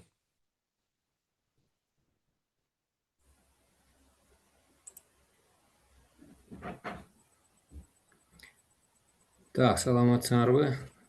Группанын катышуучулары, келечектеги AI программисттер, мен баарыңарга ошону каалайм. Саламатсыңбы Сейитбек? Бул жерде Бермет отурабы, Берметке салам. Мен кечээ дагы катышып өзүм оюмду айттым эле, бүгүн дагы катышам. Если керек болсо эртең дагы айтканга даярмын, анткени бул курстун уникалдуулугу ошого татыктуу. Мен дагы сунушум бул чын эле реклама эмес, мен бул чын жүрөктөн чыккан сөздөр. Мен дагы ушу ойлонуп ар-сары болуп отурган катышуучуларга айтат элем, если азыр орто жолдо туруп катышсамбы, катышпасамбы десеңер, мен ошо силерге айтар кеңешим эч ойлонбой катышышыңар керек, анткени бул курс чын эле аябай уникалдуу. Силер бул курсту алгандан кийин бир 2-3 сабактан кийин эле чыныгы кирешеге чыгып, өзүңөр ачылып, бир жакшы мотивация алып, бир иштерди жасасаңар болот. Толук мүмкүнчүлүгүңөр болот. Мына мен деле кечээ биз акыркы эмени окуп бүттүк. Ошол окуп бүтпөй жатып эле биз уже өзүбүздү AI программист деп эсептеп, толук кандуу өзүбүздүн сунушубузду сунуштап, бир нече проектилерди жасап, эмелерди күтүп атабыз, кирешелерибизди күтүп атабыз. Если мүмкүн болсо мен жасаган эмемди көрсөтөйүн. Кечээ дагы көрсөткөн жок элем, бүгүн көрсөткөнгө даярмын. Макул. Бул проект уткан проектиңизби, Өскөн байке? ооба, меники почти уткам деп койсом болот. Уже курстун акчасын кайрып алдык десек болот. Көрсөтүңүзчү. Так.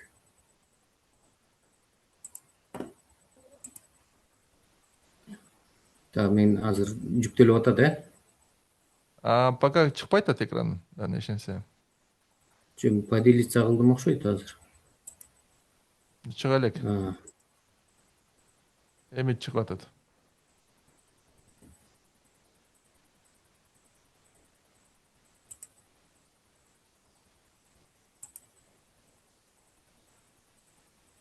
Так, эмне көрүнүп атат, айтып койсоңор.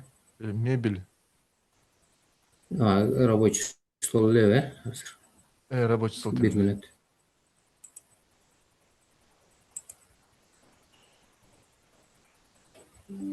Азыр мен ачып алайын, 1 мүнөт кечирим сурайын. Так. Эмелерим көп эле, ошол ачылбай атат.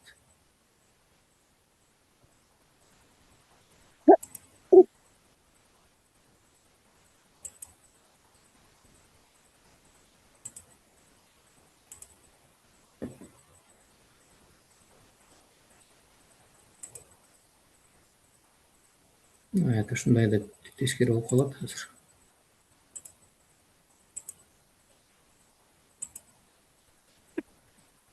Так, мен эмнени көрсөтүп атат? Сейитбек, что-то меники. Пока ишенсе чыкпай атат, Өскөн байке.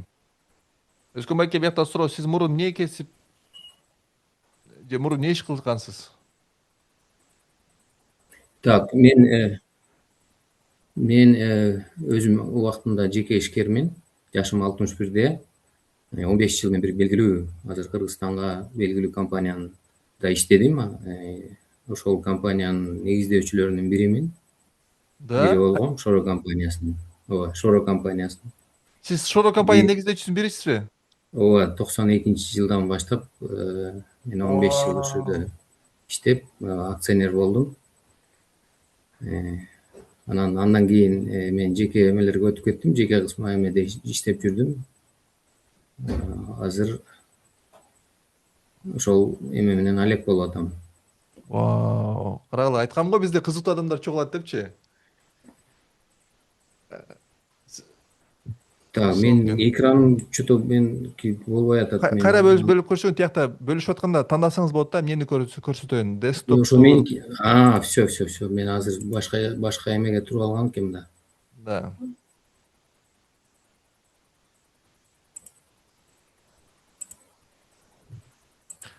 Анда сизде тааныштар көп болуш керек, Даже Шорого барып эле сүйлөшүп алсаңыз болот экен. Давайте жаңы вебсайт кылабыз деп. Бирок кара бир нерсе чыкты, Өскөн байке. Ооба, мен что-то экраным болбой атат, зависать этип калдым. Макул анда. Жакшы. Ссылкасын жөнөтсөңүз мен ачайын, мен бөлүшөйүн. Анан биякта Гулизаны сизди көрдүм, Гулиза. Азыр мени кайра отказ кылсаңыз, мен кайра эме кылайын. Отказ кылдым уже. Мен анткени өзүм чыга албай атам экрандан. Мен жаап койдум сиздикин. Жаап койдуңарбы? Азыр. Жаап койдум.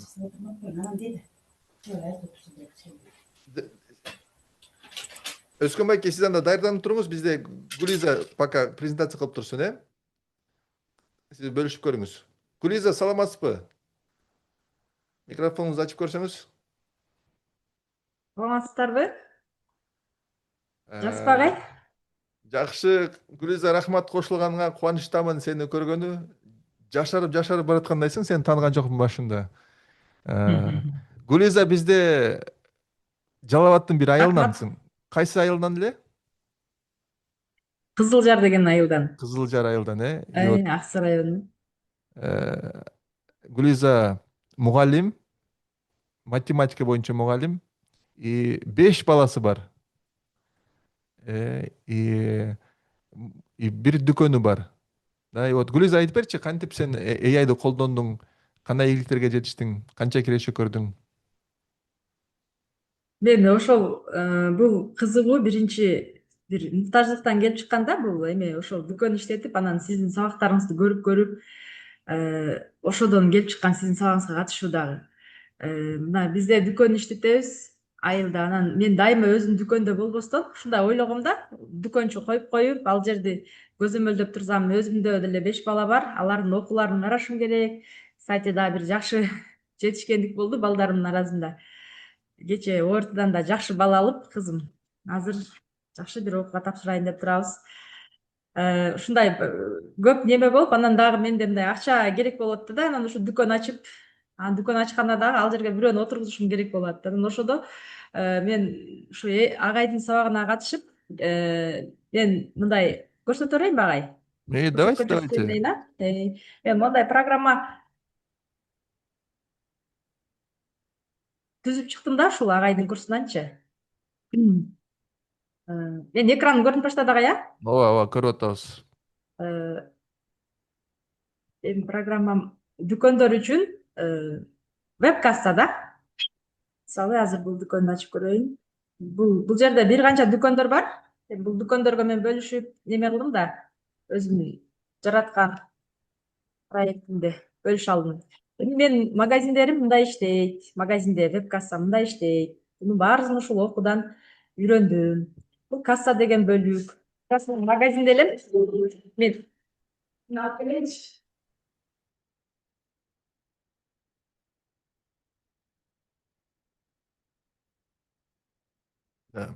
Гүлизада кичинекей киоскасы бар дүкөндө. Айылдык дүкөнү бар да, ошол дүкөнүнө касса түздү. Кызыл Жар деген айылда. Кызыл Жардыктар барбы? Жакшылыктар барбы биякта?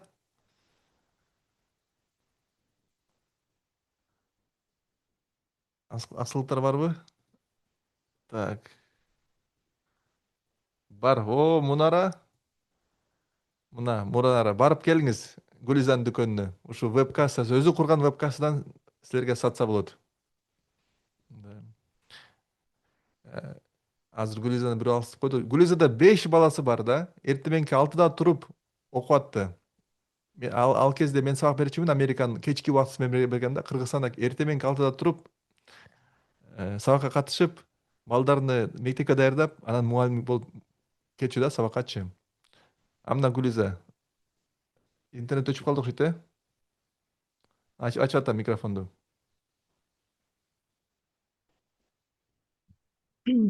Бирок мен азыр неме көрүнбөй атам, менин экраным көрүнбөй жатат агай, а? Өчүп калды. Кайра берсең? Өчүп калды, а?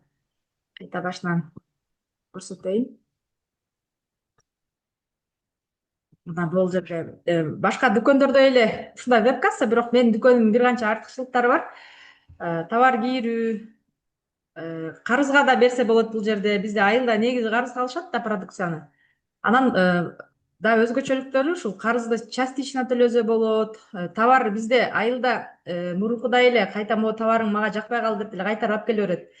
Аны возврат кылуу деген функцияларын кошпогон, частично төлөсө болот. Андан сырткары бул жерде ушул бардык содаларды мен үйдөн туруп эле көзөмөлдөй алам. Телефондо эле мындай рекламалар көп болуп атат го. Кандай? Ушундай программаларды көп ойлоп таап атышат. Башында биз 15 уже клиент барбы, кассага? Почти болуп калды, ооба. Күн санап эле көбөйүп атат бул жерде. Өздөрү бири-бирине реклама кылышып көбөйүп атышат. Мындай сатууларды көрүүгө болот да, мына мисалы сатуу болду, будан канча пайда түштү, мында көзүңүз менен көрүп турасыз. Дүкөнүмдө канча неме бар, продукциям бар. Ушундай бүт бардык немелер отчеттор менен да, бул жерде карыз төлөгөн карыздары боюнча, төлөнгөн карыздардан мен канча пайда көрдүм, булардын баарысын көрүүгө болот. Анан ушул программалардын баарысын ушул агайдын курсунда окуп, кошумча киреше да кылып алдым, өзүмдүн бизнесим менен кошо эле, башкалар менен да бөлүшүп, бул мага кошумча киреше алып келди.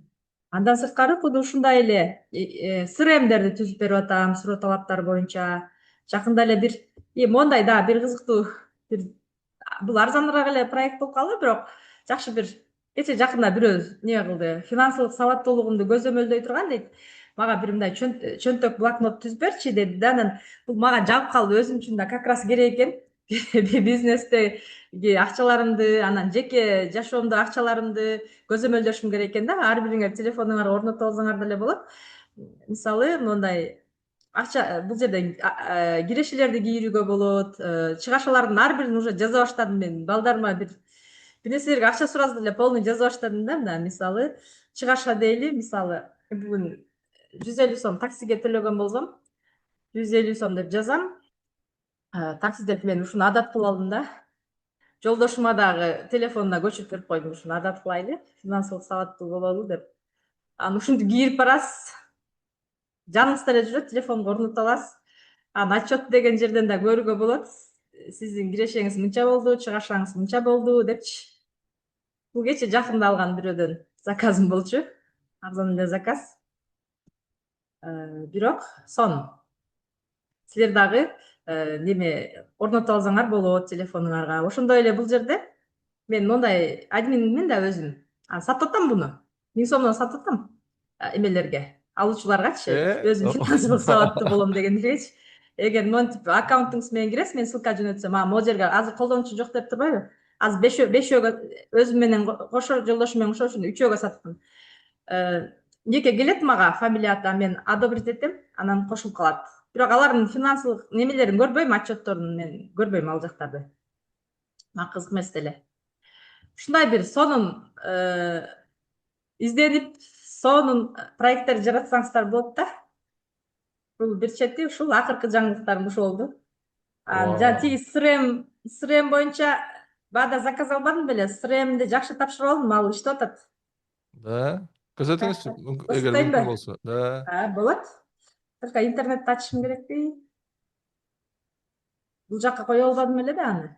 Азыр убакыт албай атам го мен. Биз үчүн өтө кызыктуу баарыбызгачы. Карагыла, бизде Кыргызстанда кандай мугалимдер бар? Бул СРМ бир эме пекарный үчүн чыкты да. Пекарня? Ошо пекарный үчүн ал продукцияларын неме кылат экен да. Көп дүкөндөргө өткөзөт экен. Ушул бизнеси бардак экен. Гулиза, экран көрмөй калды. Көрмөй жатабы? Пауза болуп калды деп турат мага. Силерге да көрмөй атабы? Да. Көрмөй калды. Пауза болуп калды деп турат. Эми көрүнүп атабы?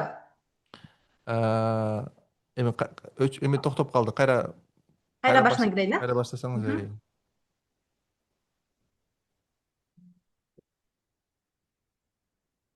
Эми көрүнүп атабы?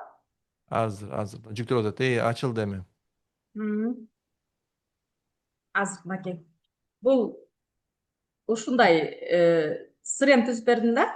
СРМ түзүп бердим. Бул жака мына күндөлүк отчетко жана дашбордко пароль коюп койгом. Буну владелец гана көрөт. Ал эми администраторлор болсо башка иштерди кыла беришет. Мисалы, продуктыларды баардыгын себестоимость бир 18 түрдүү продукция чыгарат экен да ал жерде. Ошонун баарысын эсептеп, канча себестоимостта, кандай немелер болот, ошолордун баарысын киргизип чыгышты. Анан бул жерде немелер бар. Кызматкерлерди бар, мына доставщиктери бар экен ал жерде. Цех жумушчулары бар экен. Ушулар жөнүндө маалыматтардын баардыгын киргизип, анан эң акыры бул неменин эзи, пекарныйдын эзи. Ошол эч нерсесин уурдатпай, эч нерсесин ысырап кылбай, баардыгын бир жерде кармап, мен бир айда канча маалымат акча көрүп атам, таап атам, ошону көрө тургандай мага түзүп бер деди да. Мен ошондой кылып аракет кылып буну түзүп бердим. Буну 50 000 сомго түзүп бердим. Менимче буну арзан түзүп берип койдум окшойт. Мен буга көбүрөөк мээнет кылдым да. Канча сомго дейсиз, Гүлиза? 50 000ге түзүп бердим. Кыргыз сомуна 50 000 сомго түзүп бердим. Сонун. Ал жерде мындай немелер, возвраттар да болот экен. Ушундай өздөрү түшүндүрүп берди. Мен ошого жараша түшүнүп алып, эң алгач аларда эмне көйгөй бар баарысын түшүнүп, жазып, чимелеп келем. Анан үйгө келип түзүп чыгам да. СРМдичи түзүп чыгып, анан апарып тапшырдым. Ушундай бул жерде изденсеңиздер болот. Жакшы. Өзүңүздөрдөн да көз каранды, сабактарга активдүү катышып, айтылган тапшырмаларды убагында аткарып, анан кандай проблема болуп атат, ошонун үстүндө иштесеңиз жерде жакшы эле акча тапса болот. Супер. Супер. Чоң рахмат, Гулиза. Чоң рахмат. Каралы, Гулиза даже орусча билбейт. Да, жакшылапчы. Ушунун баарын кыргызча эле куруп салдыңыз, AI менен сүйлөшүпчү. Да. Так что главное, Гулиза энергичный, аракетчил. И вот билет да, кандай проблеманы чечиш керек экенин. Так что силер деле ушундай болсоңор, силер деле ушундай сонун проекттерди курсаңар болот, и клиенттерге берсеңер болот, тапшырсаңар болот. Рахмат, Гулиза, убактыңызга. Так что урматтуу достор, ушундай сонун проекттерди AI менен курса болот. Мурун мындайды даже адам эстегени кыйын болчу. Даже опытный программисттер мындайды кура алчу эмес. Азыр AI менен баарыбыз тең кура алабыз. Да. Так что AI курсубузга кошулсаңар, силер да ушундай Гулизадай, Бакыттай, Өскөн байкедей сонун проекттерди курсак болот. Да. $270 биздин курстун записине катталсаңыз болот. 5000 сом. 5000 сом депозит таштап, калганын биринчи июлга чейин төлөсөңөр болот. 5000 сом депозит таштап. Окей, өтө ыңгайлуу кылып атабыз шарт силергечи. Ошол үчүн колдонуп калгыла, келечекте кымбатыраак кылабыз, келечекте билбейм даже качан болобу, келечекте биз башка программаларды кылабыз. Так что азыр колдонуп калгыла. Макул ушул шансты. Тезирээк AI адам болобуз. Тезирээк AI кыргыз болобуз. Так, номериңерди таштагыла, WhatsApp номериңерди. Биз силер менен байланышабыз вебинардан кийин. Так, эмесе болсо, лотереяны баштайлы, урматтуу катышуучулар. Мен лотереяга катышыш үчүн ушул ссылкага толтургула. Ссылканы таштап атам. Биякта катышыш үчүн болгону 4 нерсе кылыш керек. Атыңарды киргизип, мисалы Сейитбек Усманов, телефон номер, мисалы тигиндей мындай телефон номер, андан кийин кандай кесип, программист дейин.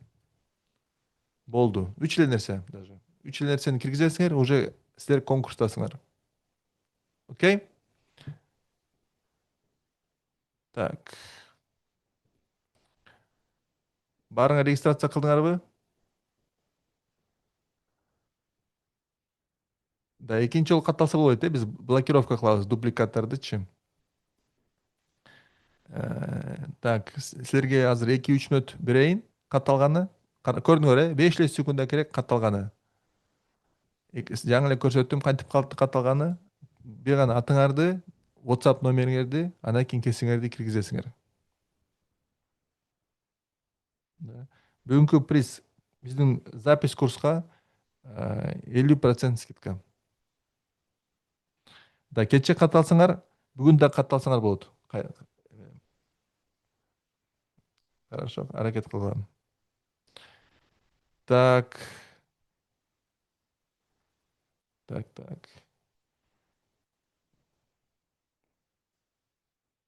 катталуулар биз бияктан көрүп атабыз. Самарбек катталдың. Катталгыла, урматтуу катышуучулар. Ссылканы жөнөттүм үстүндө. Кайра жөнөтүп коюң ссылканы.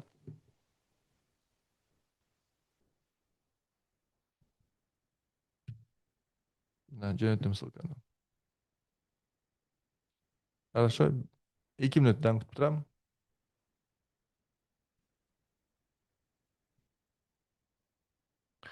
Пока катталганча мен кайра айткым келет. Бизде 1-июлда запись уроктор башталат. 3 жума беребиз ушул сабакты бүткөнү. Бизде 3 мугалим, 3 куратор силерге колдоо көрсөтөт. Сурооңорго жооп берип турат. Силер ушинтип AI сообществого кошуласыңар. Силердин AI путешествие башталат. Курстун баасы $270. Силер 5000 сом азыр депозит төлөп, орунуңарды брондоп койсоңор болот. Ал үчүн бир гана керек силердин WhatsApp номериңер. Мамлекет коду менен таштасаңар, биз силер менен байланышабыз. Так, 1 мүнөт калды. Азыр ойнотобуз.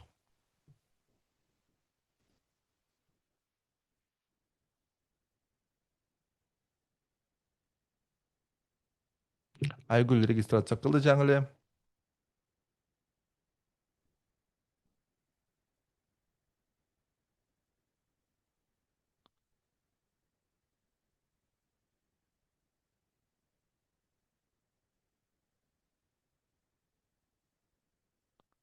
Так.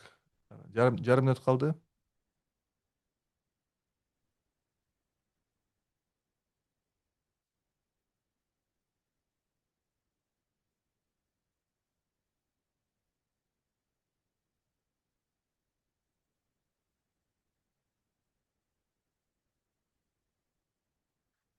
Так. Уже бүтті окшойт уже. 18.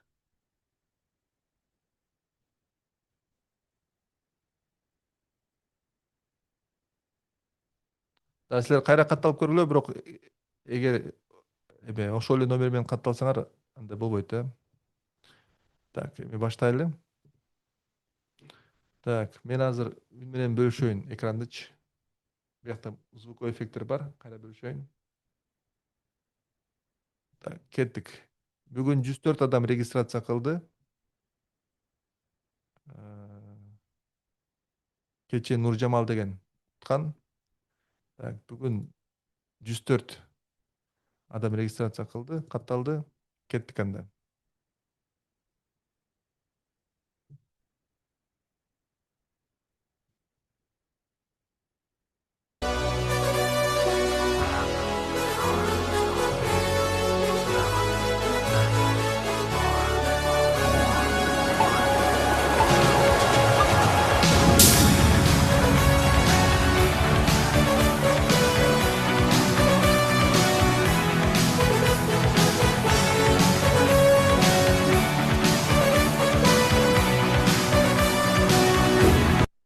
Айтазим Нуранова деген барбы биякта? Айтазим Нуранова. Айтазим Нуранова. Сизби? Galaxy S9 деген сизби? Айтазим Нуранова, эгер эфирде отурсаңыз кол көтөрүп койсоңуз. Мына бирөө сүйлөп атат, ошо Айтазим окшойт. Galaxy. Ал саламатсыз сизби? Айтазим? Да, менмин, саламатсыздарбы? Мен Айтазиммин. Айтазим, куттуктайбыз. Рахмат, чоң рахмат, аябагандай кубанычтамын. Куттуктайбыз. Эми сизди анда сабактан күтөбүз. Каяктан кошулуп атасыз? Оштун Кара Суу районунан кошулуп жатам. Сонун. Ким болуп иштейсиз? Мугалим окшойсуз, э? Мугалим, преподаватель русского языка и литературы. Вау, супер, супер. Супер. Куттуктайбыз, Айтазим. Рахмат, чоң рахмат. Мен Так. аябагандай кубанычтамын. Так. Биз өзү план боюнча бир приз бергенбиз, бирок биздин продюсер сурады, дагы приз кылалы депчи. Ошол үчүн кетпей тургула, дагы бир жолу ойнотобуз призди. Макулбу? Так, мына Айтазим биринчи кетти. Эми дагы бир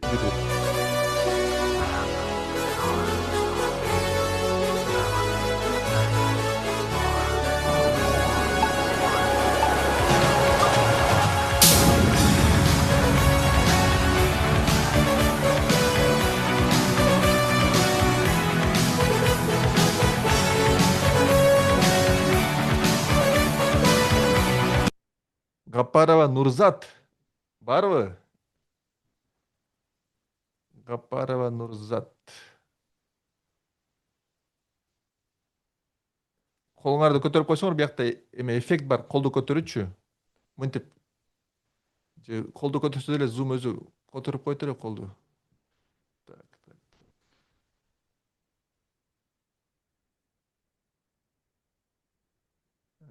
Билесиңерби колду көтөргөндү? Мына Мир Базаров, бирок Мир Базаров бул эмес да. Нурзат Гапарова. Да, кыздарды айтко дейм. Балким кыздар көп биякта себеби. Бизде окуучулардын арасында кыздар көп. Да. Мен байкадым. Ага кыздар көбүрөөк кызыгат биздечи. Нурзат Гапарова жокпу? Жазып койсоңор бизге, же чатка жазып койсоңор, Нурзат, мен Нурзатмын депчи.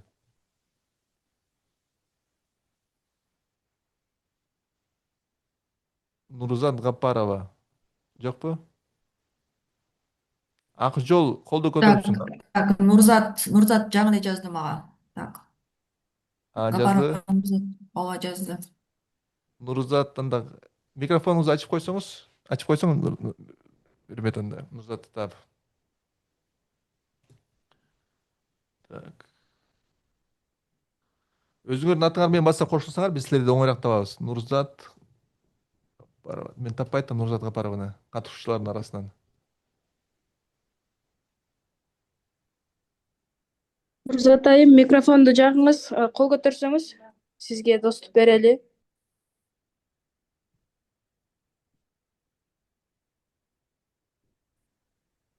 Как?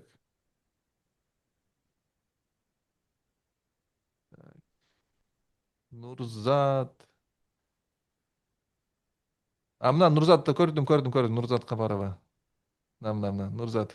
Видеоңузду көргүзүпсүз. Мен микрофонду ачтым. Кандайсыздар? Баарыңыздар жакшыларбы?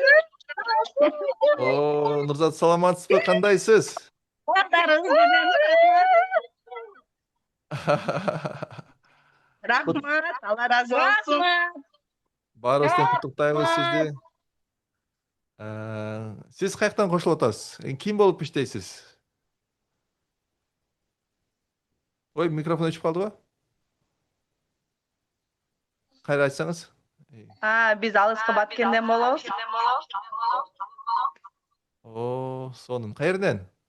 Өзүмдөн болобуз. Биз бир үй бүлөдөн үчөө көрүп атабыз. Ошол үчүн эхо болуп атабы? Кайнеси, келиним, нерелерим. Менин эң жакшы мотивациям бул кайненем мени басып отур, бүгүн көр, акыркысы бас деп аткан. Мен сен 1-февралдан бери карап отурам. Февралда жазылайын десем, ноутбугум жок болуп калган го. Мына алдык ноутбук алдык, биз даярбыз. Вау, сонун ноутбук экен го силерде. Аябай окугуз келип, аябай Москвадан нерелеримди чакыргам, сени окутам депчи. Ушул июлда окуйбуз деп бер келсең, Руслан. Сабакты уттук, Руслан. Вау. Саламатсыздарбы? Мына үй бүлө. Сен мени тааныйсың, Парахат эжең. Мен таныдым. Ачкан сабактарыңа. Саламатсыз Парахат эжесинде. Сиз ошо телефон компьютериңиз жок болуп сураганбыз, компьютер алдыңыз деп. Кубанычтамын алдыңыз деп. Күнү да сени күзөтөбүз да. Күнү түнү күзөтөбүз сени. Рахмат. Кудайым бизге берди. Ошондон бери сабагыңа катыша албайм да. Ошо неберелерим келсин, анан акча ноутбук алсам сабагыңа катыша албай калдым. Ошондо сабакка акча бар болчу, ноутбугум жок болчу да. Анан ноутбук сатып алдым дагы, анан сабакка катыша албай калганбыз да. Мына эми Нурзат катышат. Кудайым берди. Да, караңыз, 230 адамдын ичинен Ушул сабагыңа катышабыз деп турат элек. Группа мына неберелерим бардыгы бар. Макул. Супер анда. Тотабыз Нурзат. Нурзат, ким болуп иштейсиз? Мен учурда мугалим. О, мугалимдер. Кандай бизде күчтүү мугалимдер бар Кыргызстанда. AI мугалимдер. Күтөбүз анда, Рахмат, Алла разы болсун. Ишиңиздерге ийгилик. Рахмат. Чоң рахмат, бардыгыңыздарга. Сейитбек, чоң рахмат. Парахат эже, жакшы туруңуз. Кубанычтамын кайра көргөнүңүзгө. Нурзат айым, номериңизди калтырып коесузбу? Үй бүлөм менен ар дайым бар болгун. Көп жашагын, оорубагын, элге эмгегиңди талыкпай бере бергин. Мен өзүм лично биринчи окуйм дегем да. Анан кийин неберелеримди, келиндеримди окутам дегем. Ошо мечтабыз аткарылды. Рахмат. Нурзат айым, номериңизди калтырып коюңуз. Да. Берметке жазыптыр. Берметте бар экен. Так. Болду сезим? Так. Бүгүнгө болду. Чоң рахмат баарыңыздарга катышканыңыздарга. Эртең дагы бизде презентация болот. Эртең дагы кызыктуу силерге бир нерсе даярдадым. Эртең так что көрүшөбүз. Өтө кызыктуу болот. Көрүшкөнчө, жакшы туруңуздар.